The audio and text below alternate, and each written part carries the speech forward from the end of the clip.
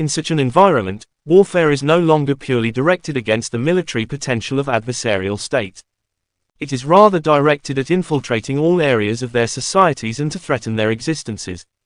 The comparatively easy access to weapons of mass destruction, in particular relatively and low-cost biological agents, is of key concern.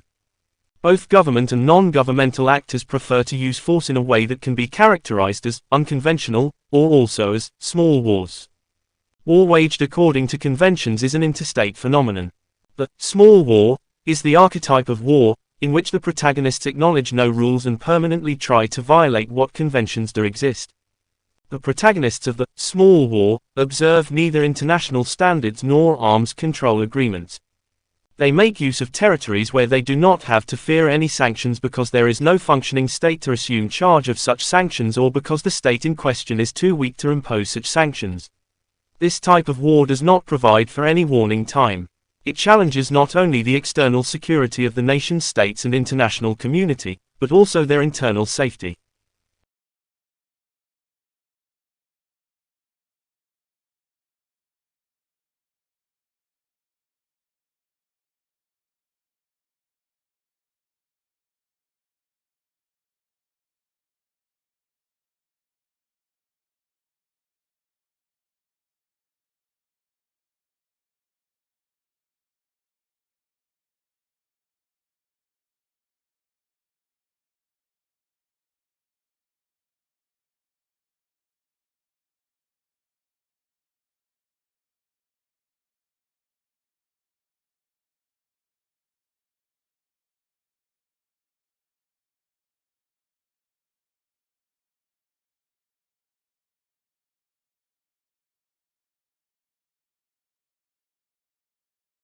An essay is a chance to identify your read and learned. As a writer, you first need to collect many materials, then write an essay in 4 or 5 paragraphs, structures and quotes. If someone is searching for a book or article to read, he or she will decide from the very beginning whether this work is worth attention. If you want to wow your teacher, polish the introduction, especially the first couple of sentences. Add an essay hook, something interesting, funny, shocking, or intriguing to win the reader's attention. Build an emotional connection with your reader right from the start. A hook in the essay is a catchy sentence or paragraph in the impressive introduction which serves as an attention element and an important part. An excellent hook sentence is engaging and interesting. It is a perfect method to start an argumentative or persuasive essay. The hook for your essay often appears in the first sentence. The opening paragraph includes a thesis sentence. Some popular hook choices can include using an interesting quote, a little-known fact, famous last words, or a statistic.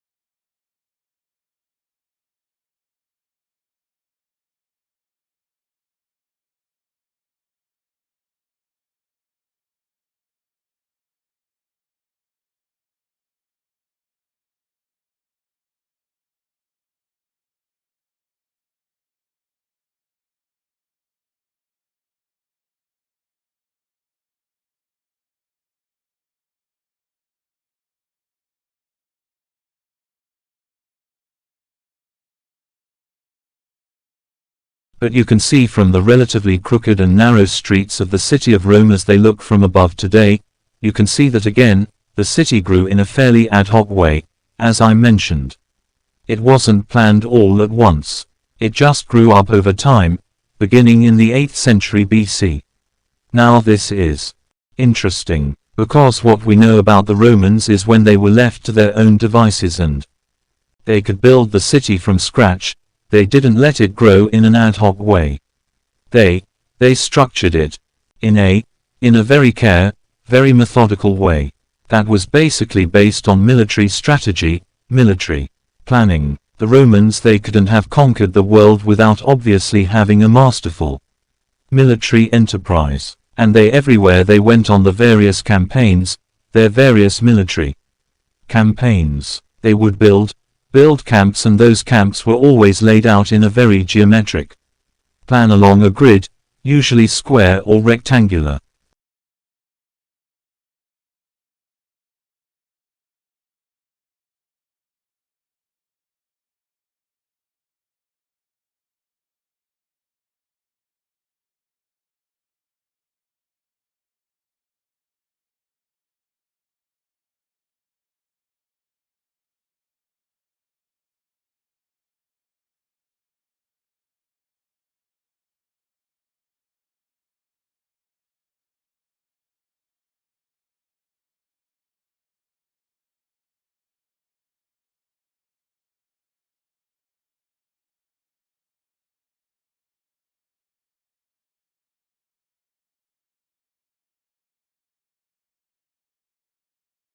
Disabled people were among the early adopters of personal computers.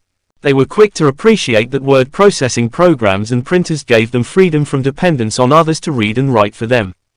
Some of these disabled early adopters became very knowledgeable about what could be achieved and used their knowledge to become independent students at a high level. They also gained the confidence to ask that providers of education make adjustments so that disabled students could make better use of course software and the web, rather than just word processing. For some disability groups, information in electronic format, whether computer-based or web-based, can be more accessible than printed information. For example, people who have limited mobility or limited manual skills can find it difficult to obtain or hold printed material. Visually impaired people can find it difficult or impossible to read print, but both these groups can be enabled to use a computer and, therefore, access the information electronically. Online communication can enable disabled students to communicate with their peers on an equal basis. For example, a deaf student or a student with Asperger's syndrome may find it difficult to interact in a face-to-face tutorial, but may have less difficulty interacting when using a text conferencing system in which everyone types and reads text. In addition, people's disabilities are not necessarily visible in online communication systems, so disabled people do not have to declare the disability and are not perceived as being different.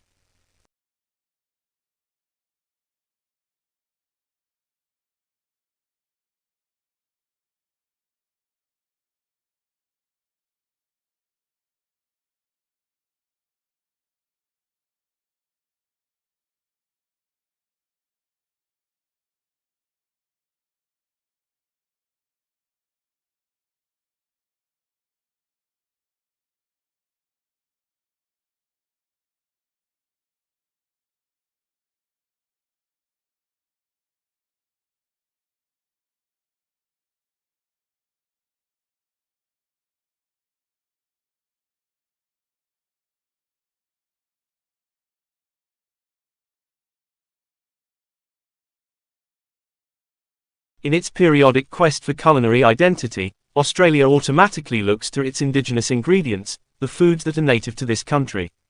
There can be little doubt that using an indigenous product must qualify a dish as Australian, notes Stephanie Alexander. Similarly, and without qualification, states that a uniquely Australian food culture can only be based upon foods indigenous to this country, although, as Kroll remarks, proposing Australian native foods as national symbols relies more upon their association with nature and geographic origin than on common usage. Notwithstanding the lack of justification for the premise that national dishes are, of necessity, founded on ingredients native to the country, after all, Italy's gastronomic identity is tied to the non-indigenous tomato, Thailand's to the non-indigenous chili. The reality is that Australians do not eat indigenous foods in significant quantities. The exceptions are fish, crustaceans and shellfish from oceans, rivers and lakes, most of which are unarguably unique to this country. Despite valiant and well-intentioned efforts today at promoting and encouraging the consumption of native resources, bush foods are not harvested or produced in sufficient quantities for them to be a standard component of Australian diets, nor are they generally accessible.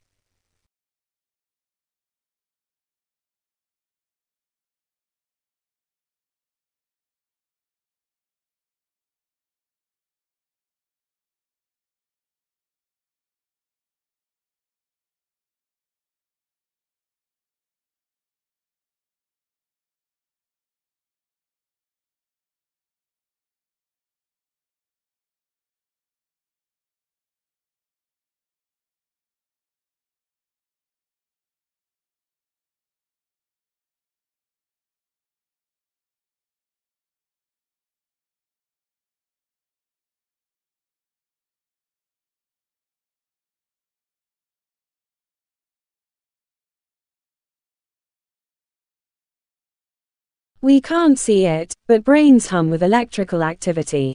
Brain waves created by the coordinated firing of huge collections of nerve cells pinball around the brain. The waves can ricochet from the front of the brain to the back, or from deep structures all the way to the scalp and then back again. Called neuronal oscillations, these signals are known to accompany certain mental states. Quiet alpha waves ripple soothingly across the brains of meditating monks. Beta waves rise and fall during intense conversational turns. Fast gamma waves accompany sharp insights. Sluggish delta rhythms lull deep sleepers, while dreamers shift into slightly quicker theta rhythms. Researchers have long argued over whether these waves have purposes, and what those purposes might be. Some scientists see waves as inevitable but useless byproducts of the signals that really matter, messages sent by individual nerve cells. Waves are simply a consequence of collective neural behavior, and nothing more, that view holds. But a growing body of evidence suggests just the opposite. Instead of byproducts of important signals, brainwaves are key to how the brain operates, routing information among far-flung brain regions that need to work together. Mitz Miller is among the neuroscientists amassing evidence that waves are an essential part of how the brain operates.